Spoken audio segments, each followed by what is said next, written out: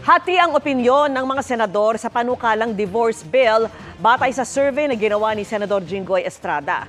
Ang iba, wala pang opinyon at pag-aaralan muna ang panukala. Nakatutok si Mav Gonzalez. Kung pumasa na sa ikatlo at huling pagbasa sa Kamara ang panukalang divorce, mahaba-habang proseso pa ang pagdadaanan ng bersyon nito sa Senado. Sa ngayon, nasa Committee on Rules ang Senate Bill 2443 o Dissolution of Marriage Act at hindi pa pinagdedebatehan sa plenaryo. Pero si Senate President Pro Tempore Senador Jinggoy Estrada nag-survey na sa mga kasamahang senador ukol sa divorce bill. I thought it was a good idea to conduct a survey because the House passed it already on third reading. So, yun. I just want to get their thoughts on it. No, it's not our priority. Sa mga tinanong ni Estrada, 6 ang pabor sa divorce bill.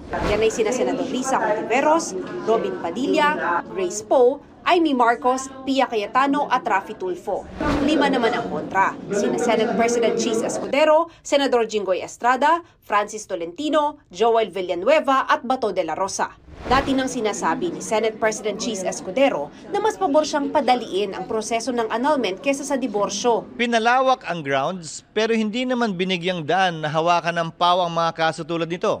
So makikinabang na naman dito kung sakasakali ay yung mayayaman na kaya magbayad ng abogado. Mas madali na para sa kanila.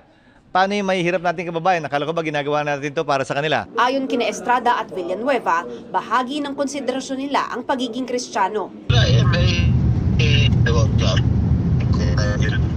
Catholic Church, and there is another remedy. Meron naman annulment. How can this affect our Filipino families?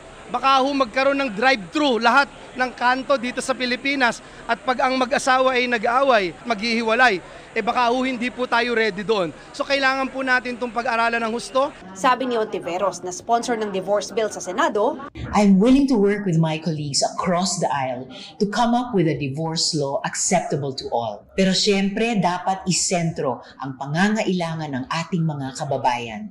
Lalo na ang ating mga kababaihan na gustong lumaya sa toxic at mapang-abusong mga relasyon.